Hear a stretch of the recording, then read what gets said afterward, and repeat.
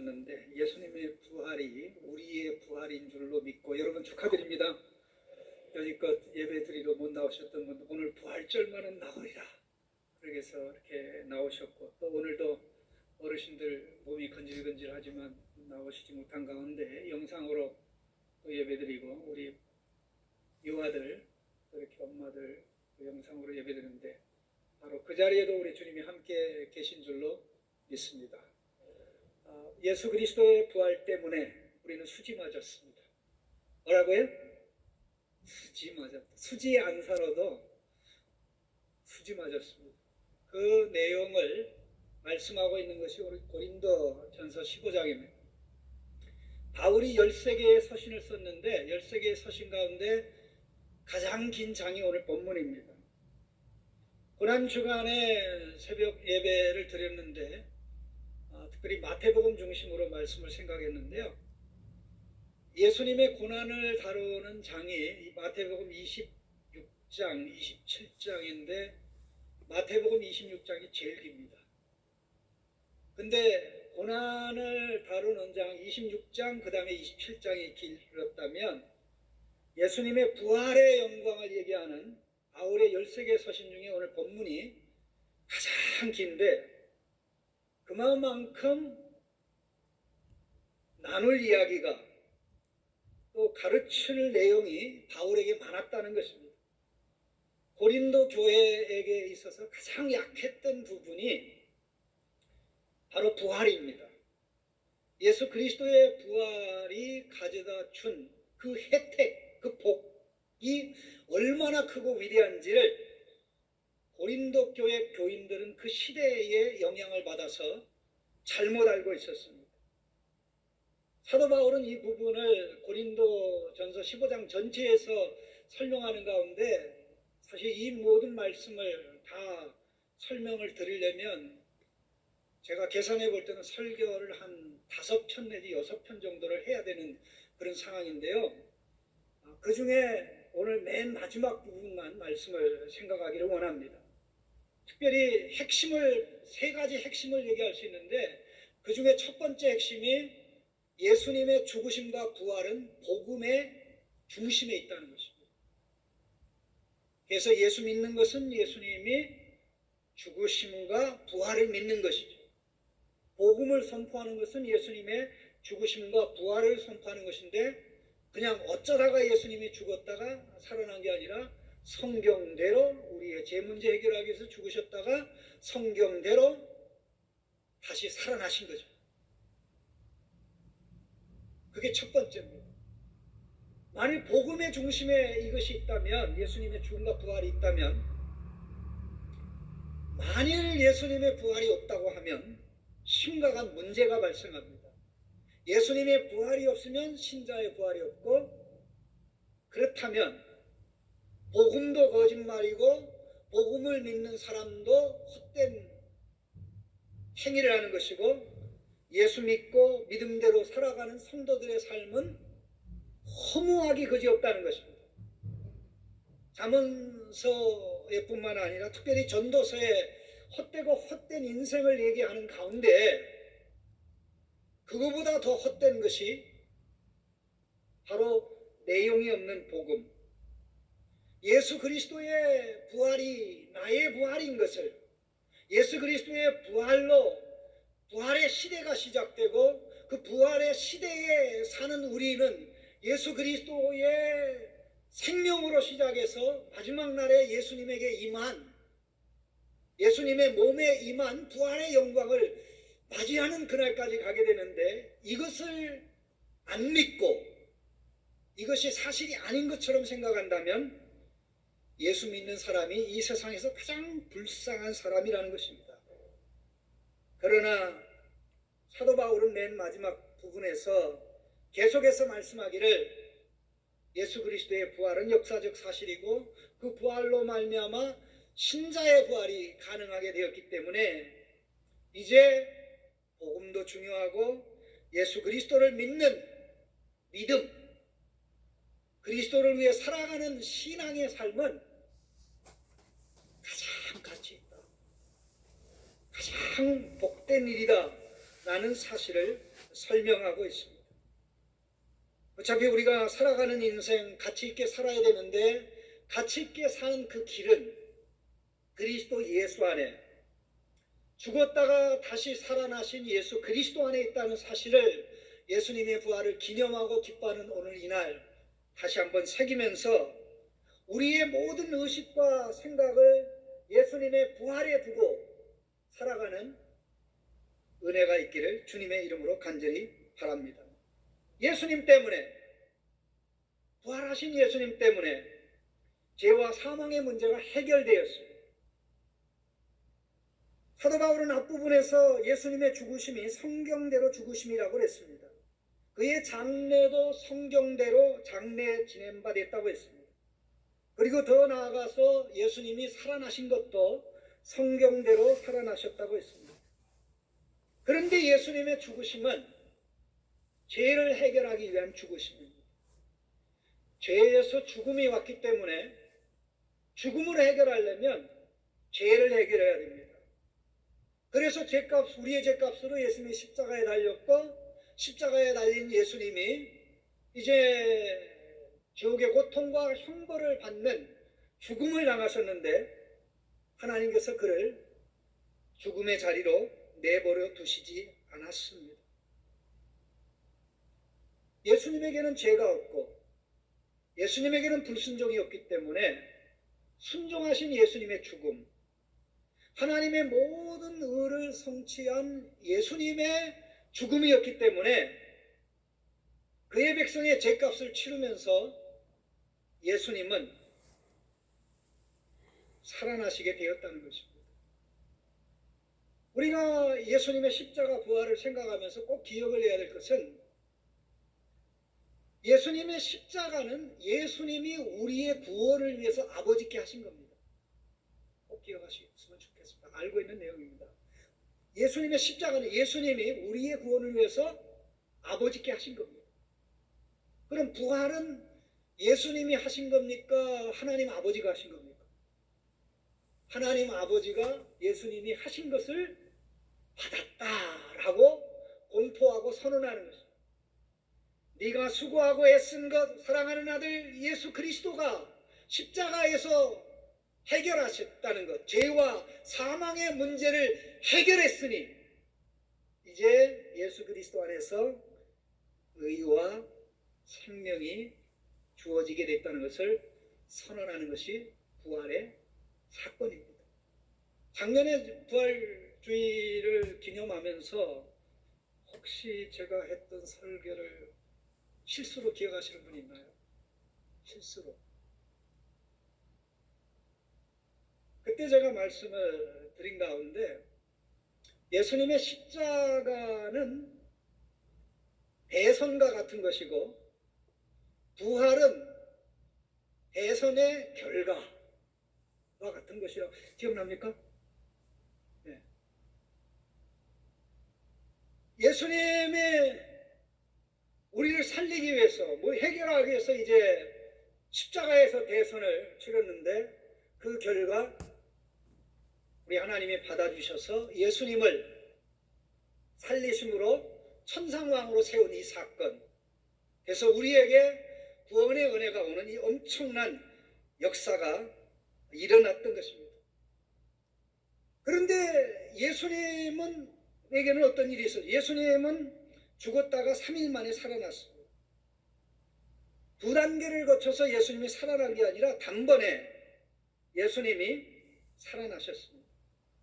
그런데 우리는 단번에 살아나는 게 아니라 먼저 우리가 예수를 믿을 수 있도록 우리의 죄와 허물로 죽었던 영이 살아나고 그리고 다음에 마지막 날에 예수님이 재림하실 때 우리의 몸이 예수님의 부활 생명으로 살아나게 됩니다. 예수님에게는 단번에, 그리고 우리에게는 예수 믿을 수 있도록 우리 영이 예수 생명을 가지고 마지막 날에 우리의 몸이 예수 생명을 가지는 그런 역사가 있다는 것입니다.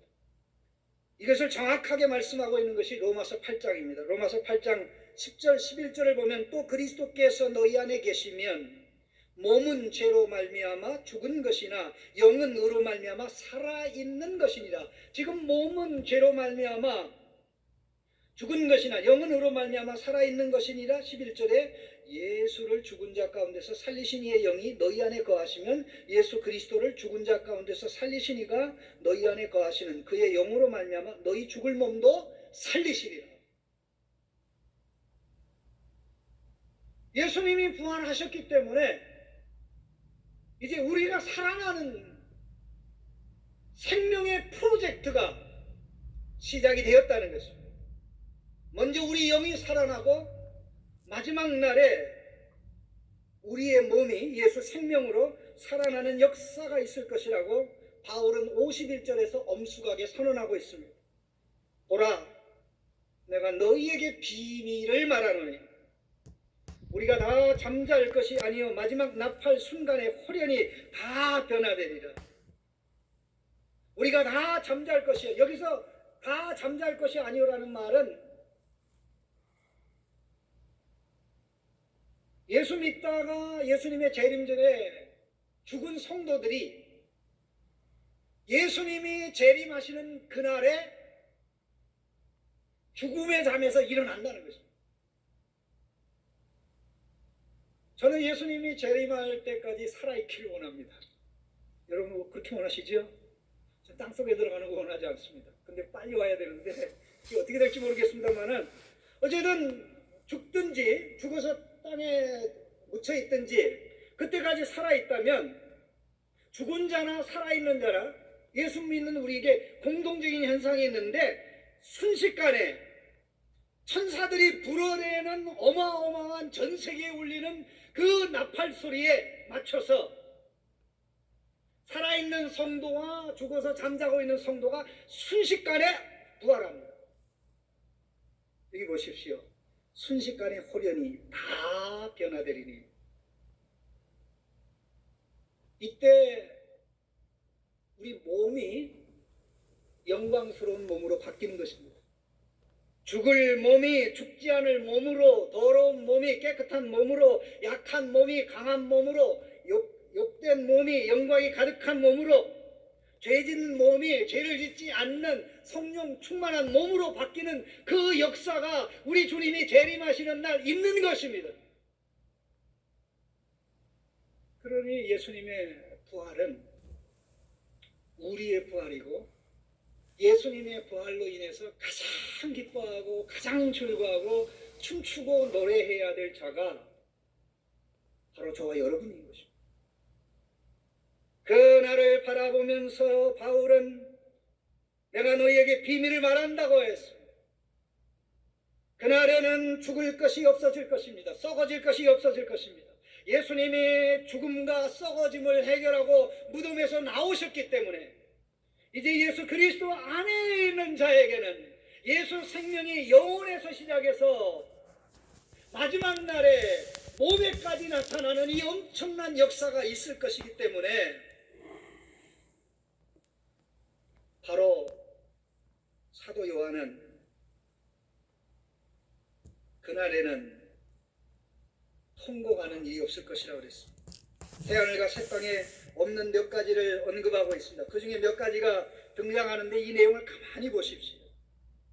3절에 보니까 내가 들으니 보좌에서 큰 음성이 나서 이르되 보라 하나님의 장막이 사람들과 함께 있으며 하나님이 그들과 함께 계시리니 그들은 하나님의 백성이 되고 하나님은 친히 그들과 함께 계셔서 모든 눈물을 그 눈에서 닦아주시니 다시는 사망이 없고 첫 번째, 두 번째는 애통하는 것이 없고 세 번째 곡하는 것이 없고 네 번째 아픈 것이 다시 있지 아니하리라. 자, 사망, 애통, 애곡, 질병.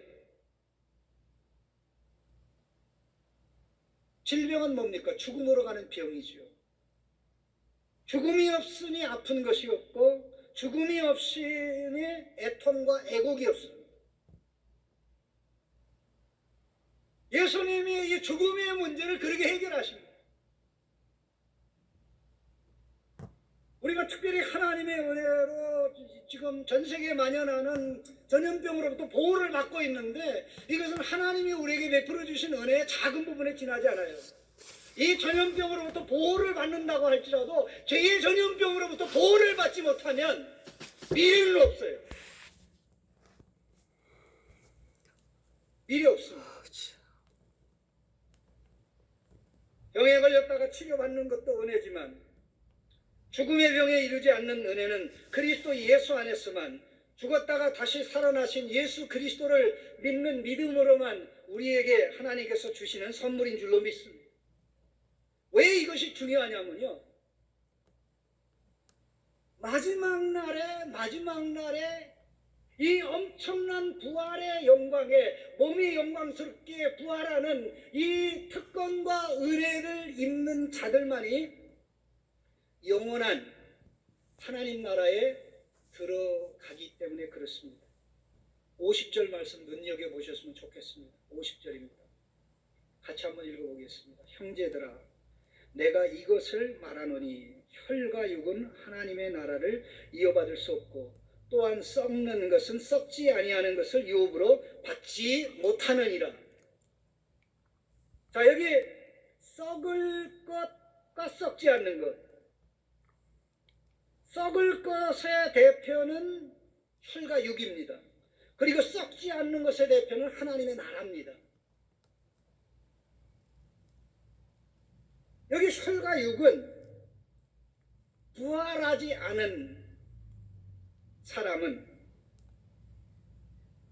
마지막 날의 부활의, 육신의 부활의 영광에 참여하지 못하는 사람은 영원히 썩지 않고 영원히 죽지 않는 하나님의 나라를 상속받지 못한다는 것입니다. 여기서 말씀하는 하나님의 나라는 믿는 우리의 부모들이, 천국 가신 우리의 부모들이 지금 예수님과 함께 머물러 계신 그 천당이 아닙니다. 그렇게 생각하면 안 됩니다. 아직 그 나라에 들어간 사람은, 여기 50절에 언급된 영원한 죽지 않고 썩지 않는 하나님 나라에 들어간 사람은 단 한 사람도 없어요. 천당에 가 있는 분도, 지금 이 땅에 살고 있는 우리도 예수님이 재림하시는 날에 부활해 몸이 영광스럽게 부활해야 비로소 들어갈 수 있는 것입니다. 그러니 얼마나 밝은 미래가 우리를 기다리고 있는 것입니까? 혹시 여러분 인생 어둡다고 생각하십니까?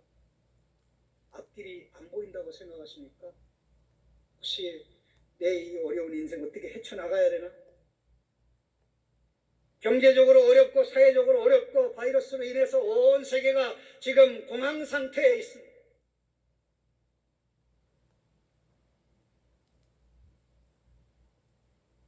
세상 나라가 어지럽고 어렵고 힘들고 앞이 안 보이는 것이지, 하나님 나라가 어렵고 힘들고 앞이 안 보이고 미래가 없고 불안하고 초조한 건 아닙니다. 우리가 그 나라를 볼 수만 있다면, 그 나라를 볼 수만 있다면, 내가 참 예수 믿기를 잘했다. 예수 믿을 바에 제대로 믿어야지. 바르게 믿어야지.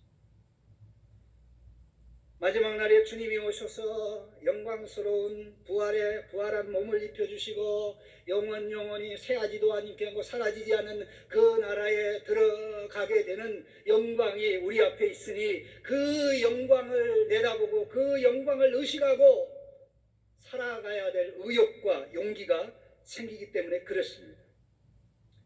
예수님은 그날이 이르기까지 통치하실 것입니다. 그날이 이르면 사망은 설 자리가 없을 것입니다. 56절에 사망이 쏘는 것은 죄요, 죄의 권능은 율법이라 그랬어요.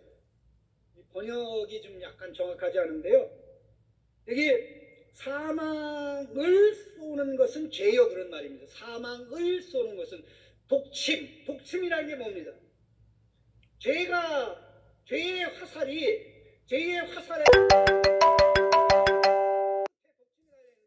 이게 딱 쏘면 독침을 맞으면 어떻게 됩니까? 죽죠.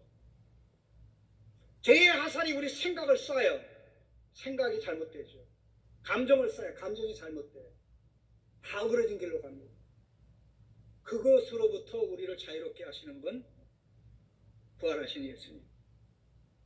그 자유를 우리가 누리게 된다는 것입니다. 바로 그날을 생각할 때 어떻게 살아야 되겠습니까? 이제 부활하신 예수님 때문에, 예수님의 부활이 우리의 부활이기 때문에 우리의 삶은 가치가 있습니다. 예수 안에서 사는 삶은 단 하나도 허무한 것이 없습니다. 58절에 그러므로 내 사랑하는 형제들아 견실하여 흔들리지 말고 항상 주의 일에 더욱 힘쓰는 자들이 되라. 이는 너희 수고가 주 안에서 헛되지 않은 줄 알매니라. 58절에 나와 있습니다. 58절을 다시 한번 눈여겨보시죠. 화면 좀 띄워주시죠. 58절에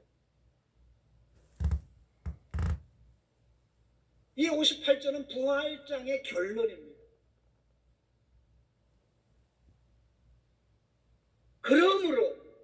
그러므로가 뭡니까? 사실 이 그러므로는 문장의 맨 마지막 부분, 이는 너희 수고가 주 안에서 헛되지 않은 줄 알고 있으므로, 주 안에서 너희 수고가 헛되지 않은 줄 알고 있으니 그러므로, 주 안에서 너희 수고가 헛되지 않다는 것은 무엇을 의미합니까? 마지막 날에 부활 때 새하늘과 새 땅에 부활한 몸을 가지고 새하늘과 새 땅에 영원한 하나님 나라에 들어가게 될 때, 그때 믿음을 가지고 헌신하며 수고하며 살아간 삶이 같이 있었다는 것을 그때 알게 된다는 것입니다. 며칠 전에 신문 기사가 났는데요, 증권과 관련된 그런 기사를 봤습니다. 외국의 큰 기업들은 엄청나게 이 한국의 주식들을 팔아 제치고 있습니다. 그런데 이 한국의 많은 부자들, 개미 군단은 어마어마하게 주식을 좀 사들이고 있어요. 아마 27조인가 몇 조를 사들였다고 그래요.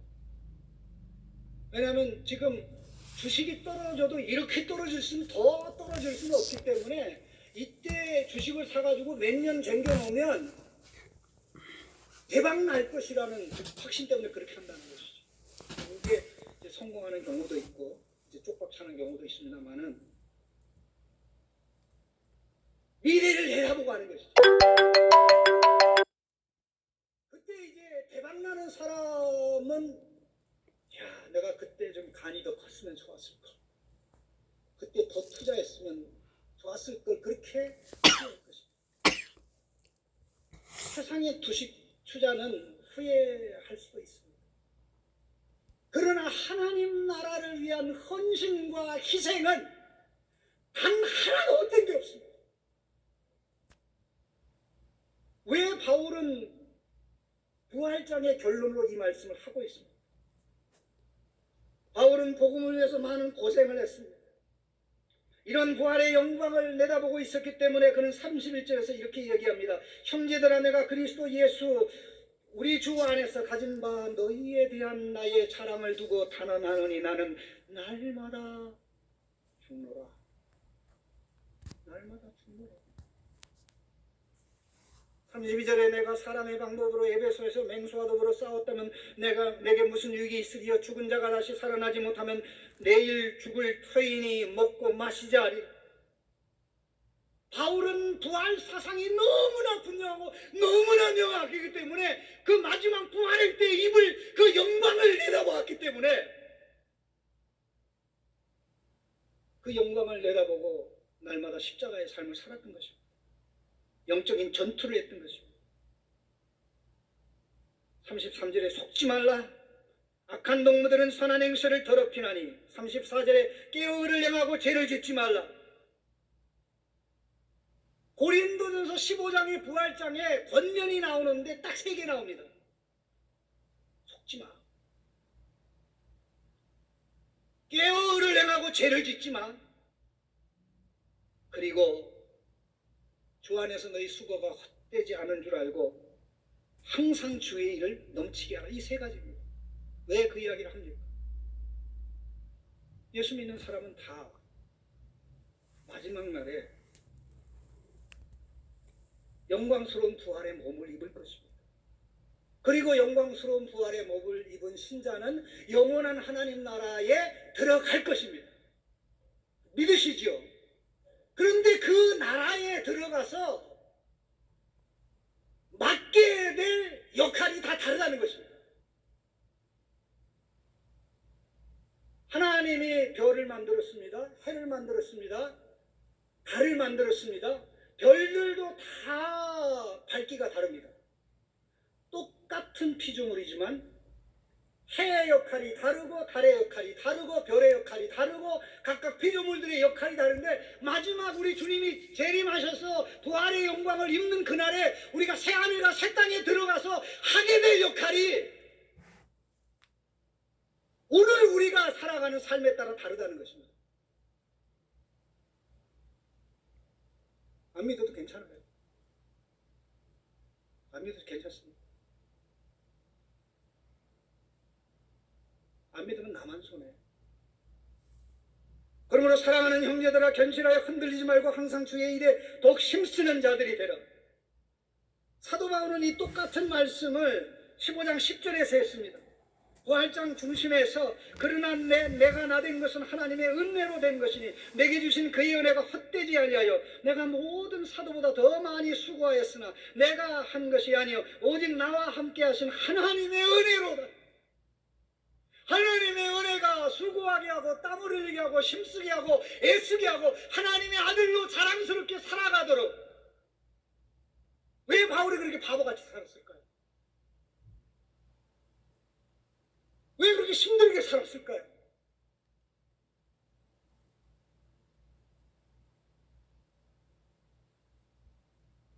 부활의 영광을 내다봤기 때문에. 해도 하나님이 만든 것이요 달도 하나님이 만든 것이요 별도 하나님이 만든 것이지만 41절에 해의 영광이 다르고 달의 영광이 다르고 별의 영광도 다르고 별과 별들의 영광이 다른데 마지막 날에 부활의 동일한 영광을 우리가 다 받게 되지만 그 나라에 들어가서 맡게 될 역할이 다 다르다는 것입니다. 그러니까 예수 그리스도의 부활의 영광을 바라보는 사람은 그걸 내다보기 때문에 오늘 절제한다는 것이죠. 오늘 하나님의 아들로 하나님의 딸로 산다는 것이죠. 죄와 뒹굴지 아니하고 날마다 자기와 싸우고 죄에 대하여 죽고 속이지 않고 악한 동무들을 사귀지 않고 깨어 정신 차리고 의를 행하며 죄를 짓지 않으며 이 모든 능력이 어디에서 옵니까? 죽었다가 다시 살아나신 우리 주님에게서 옵니다. 그렇기 때문에 이 영광스러운 부활의 관점을 가지고 살아가는 성도는 잘난 성도예요. 지혜로운 성도예요. 현명한 성도예요. 무한한 가치를 창출하는 성도예요.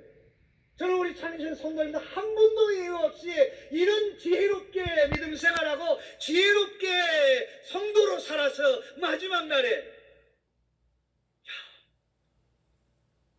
사람들이 볼 때 어리석은 것 같고 헛된 것 같지만 참 그때 믿음으로 살기를 잘했어. 헌신하기를 잘했어. 말씀대로 살기를 잘했어. 이런 줄 알았으면 더 주 안에서 수고할까. 이런 줄 알았으면 더 날마다 죽었을까. 이런 줄 알았으면 더 말씀에 붙잡혀 살았을 걸 하는 일이 있을 것입니다. 성도 여러분, 예수님의 부활은 남의 이야기가 아닙니다. 나의 이야기, 나의 부활, 우리의 현재요, 우리의 미래입니다. 부활 생명이라는 출발점에서 마지막 날의 그 영광스러운 부활을 향해서 달려가기에 우리의 부활 생명에 반대되는 모든 것들에 대하여 등을 돌리고 생명을 향하여 한 걸음, 또 한 걸음, 또 한 걸음 달려나가는 성도님들이 하나님 감사합니다. 예수님의 부활로 우리 안에 생명이 시작되고 예수님의 부활로 우리는 생명을 향해 나아가는 영광에서 영광으로 생명에서 더 큰 생명으로 나아가 마침내 주님이 오시는 그날에 영원한 하나님 나라를 상속받아 그곳에서